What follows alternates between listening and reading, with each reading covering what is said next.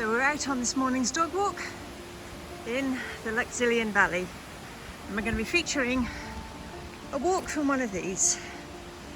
Just give me a second, I will find the walk for you. It's no walk. Described as a gorgeous woodland walk through a vanishing industrialised landscape. Walk through the remnants of a tin and copper industry that then moved into china clay back in the 1800s. To experience the modern china clay, have another walk at walks 9 and 10. This walk offers great exercise for dogs as they rush up and down the hillsides. That means there's going to be an awful lot of panting from me. There's Harry. There's Agatha. And now we head up. And what we're walking on, as you can see here, is the Karmis inclined plane tramway. Right, I'll be back in a bit. Actually, you can see evidence of the posts. And this would have taken stuff up and down as being generated by the water wheel, which we'll get to at the top. Right, I'm going to pause for some breath. Right, I figure this would be a nice place to do a bit of recording because you might not be able to hear my puffing over the sound of the little waterfalls. And you can see where this one starts.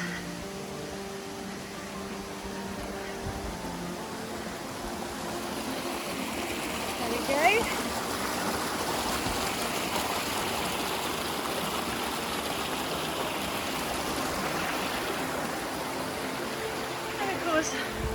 It being water, the dogs have to go in. Right, we carry on uphill. Bless his cottons. Come on, Harry, let's go. There we go. And so we're going to go up and over, and when we cross the bridge, we're going to turn left. One of the things that's fun about the walk in this valley is when you see large shapes, like that one at the base of the tree. It's entirely possible that it's the edge of a building, and it's just as possible that it's a lump of granite rock. In these woods, both are to be found. Okay, one of the things worth saying about this wood is that in late spring, this place is awash with native bluebells, and the smell is glorious. And here we go, up onto our first leat. So, what is a leat? I'm going to try and talk and walk alongside water, so this might go badly wrong. A leat is a small canal, a man-made waterway created to deliver water to a particular location. This is just a stream. That's the leat. I'm just going to walk alongside it. The first leat you cross over is the Fowey leat, and was built to supply water to the copper mines at Penpillick Hill. There we go. Moving on to the next step. All in here. We're going to turn the page now. Okay, as you come out of this section, there are lots of paths here. It's clearly laid out here what we do, but we're going to take this path so that we can see the water wheel. And again, we're walking alongside that lead of how they carried out the work. And you can see it really clearly here from this great big boulder ahead of us that's almost blocking the path, and was clearly in the way of where they wanted to build the leat. So this would have been one giant boulder, but they managed to carve it out to build it, and this is how they did it. If you have a look, you can see here and here and here these little notches. To see how these notches looked, you can see it here, although my shadow is probably going to be in the way, so let's see if we can zoom in. All of these notches here.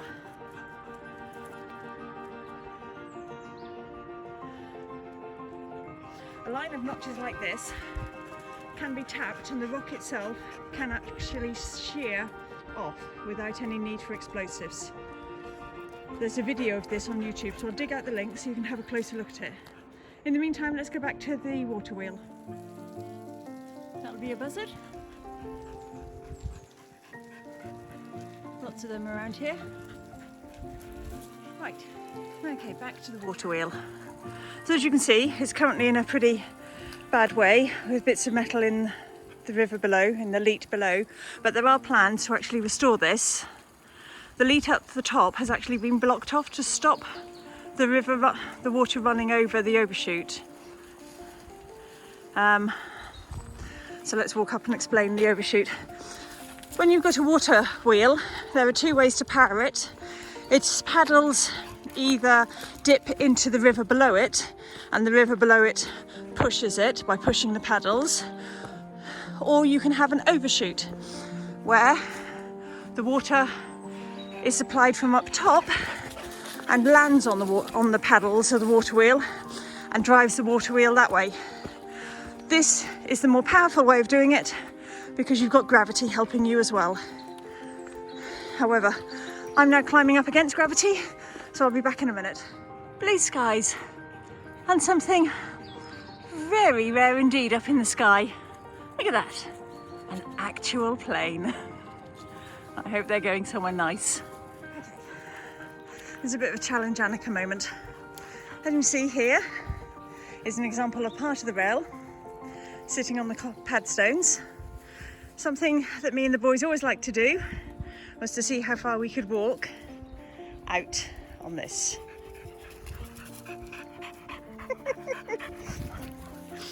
Okay, in my favour, right, in my defence, I'm wearing wellies and I'm trying to film it.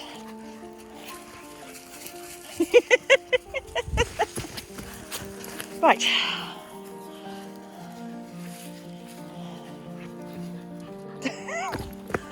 Okay, that's one that the children are better at.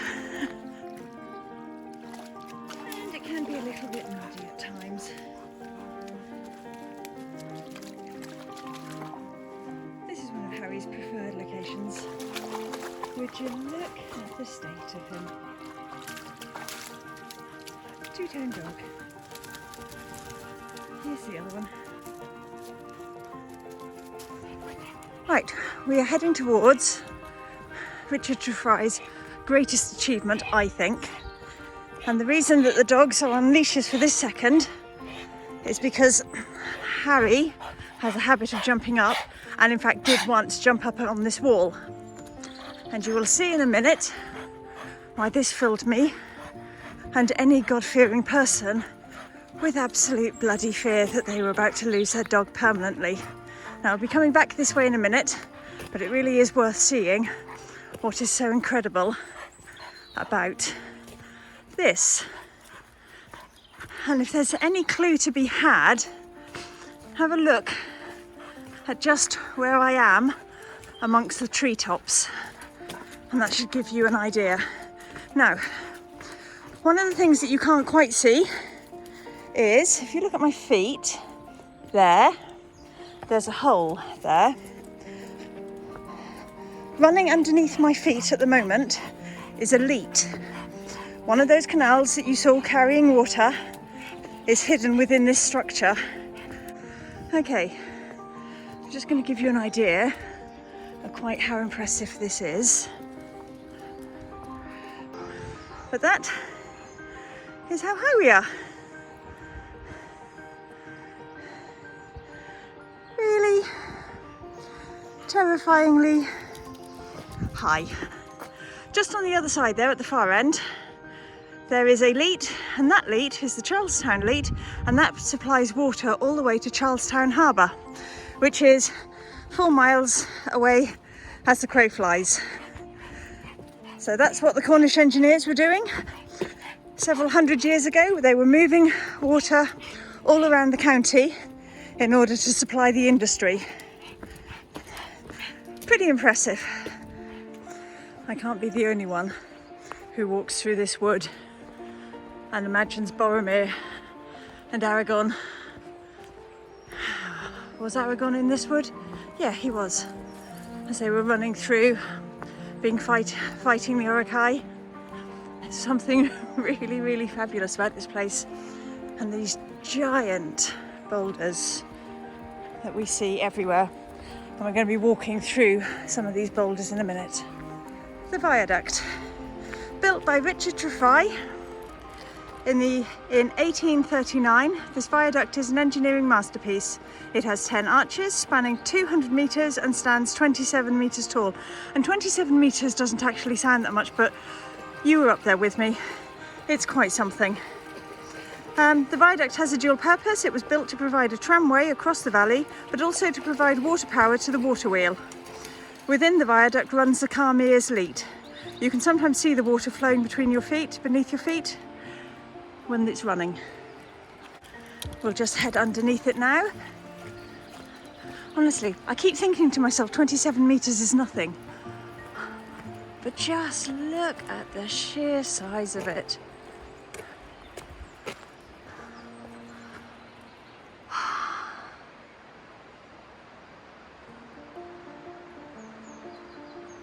And then we come to the other feature, which I always think is just as incredible. It's the granite boulders. Look at the size of them. Everything here is just to a ridiculous scale. Now I like this bit because instead of, now if you see, the Karmis leat is up there. So this is a second leat. So the leats would run on levels on top of each other. Okay, these are not the same leat. Okay, now instead of dynamiting this piece, they just went under it. Okay. Nothing really to say about this. It's just a field. But there's some pretty birds. There's a big blue sky. It's just rather beautiful. And sometimes I think we forget to stop and just go, this is beautiful. So it is. I wonder if those people on the plane were going anywhere this pretty. I do love it along here. Obviously in summer the river isn't this big, and after heavy rain it's bigger. Whenever you come here, it's beautiful. Okay, so this is a much safer little section for the dogs to go into just here, where there's a quiet little beach. And of course it rushes around here, it's a bit deeper. Agatha's favourite game is to take the ball, run to this spot, drop it in, and then she will run in after it. But I haven't got a ball with me. Okay, so we've seen evidence of the tin industry and the copper industry, and now we're going to see, if you can see in the sunlight, evidence of the China clay industry, which was the major industry in the St Austell area. Right, give you an idea of the length of the building. All of this building would be used to dry off the China clay. You see that big chimney at the end? What they would do is they would take the wet China clay and they would lay it out on boards all the way through this building, all the way along there. There would be heat run through underneath, and gradually they would dry out the China clay. And the reason they do it this way is because transporting wet China clay is incredibly expensive. So they would dry it out before they took it on carts or on trains down to the ships. So it made sense to make them as dry as you could. So these dryers were built right by the location of China clay extraction in order to save money, basically. So remember that little waterfall right at the very beginning of the walk? Here she is, just as she's about to join the river.